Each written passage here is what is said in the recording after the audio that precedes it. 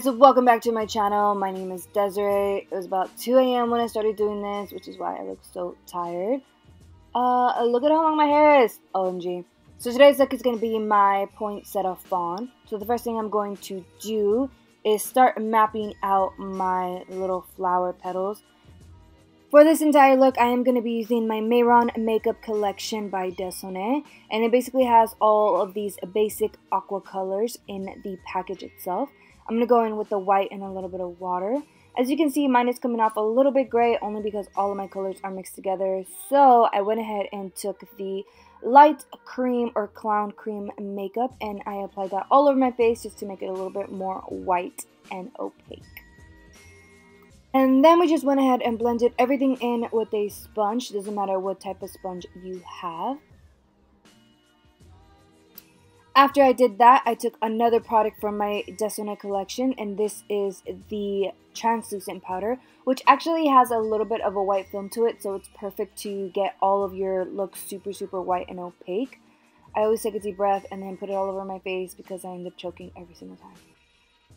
Alright, so this is one of the reasons why I really love the Mehron Makeup Aqua Colors. So all I do is I spray a little bit of Fix Plus, I hit myself in the face, a little bit of Fix Plus onto a dry brush and I rub it into the dry paint.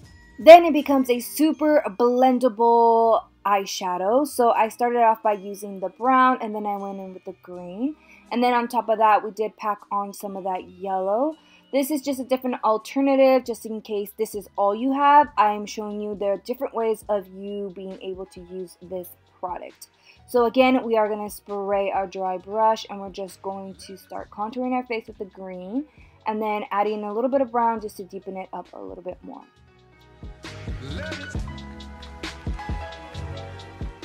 So this look is pretty easy, but it is a little bit of a time-consuming process. So the first thing you're going to want to do is start to fill in all of your poinsettia flower petals. I did use the super bright red in my basics palette, and I just used a really thin detail brush and then a flat brush to fill it all in. So I'm going to do that on both sides of my face as well as my neck area.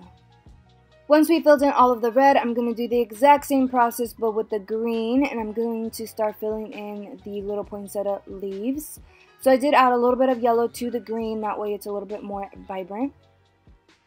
Next, I'm going to take a mixture of the red and the brown in my basics palette, and I'm going to start outlining the poinsettia flowers. So I'm just going to basically outline every single petal. Some are going to be behind and some are going to be forward. And then after I'm done outlining everything, I'll go in and add some more detail. Sorry for my angle here. I totally thought that I was in camera, but I wasn't. But the gist of the story is just outline every petal. Okay. So now we're going to go in with the detail on the actual flower leaves. As you guys know, the poinsettias have a lot of detail on their actual petals. So I'm just going to basically treat everything like a leaf pattern. I'm going to create one straight line from the center to the tip of the rose, or not rose, to the tip of the petal. And then I'm just going to basically extend those lines from the center line coming across or sideways. I don't know how to explain that, but you can see what I'm doing. Basically, it's just little lines, and I do the exact same thing in the leaves right here. So I'm just drawing a straight line and then extending those little lines outward just to give it a little bit more depth and dimension.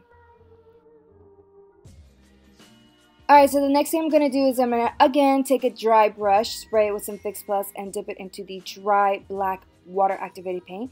I'm just going to give my eyes some depth. I did think that it looked a little bit too flat, so I'm going to go in and shade around a little bit. I did add some red and black to my nose.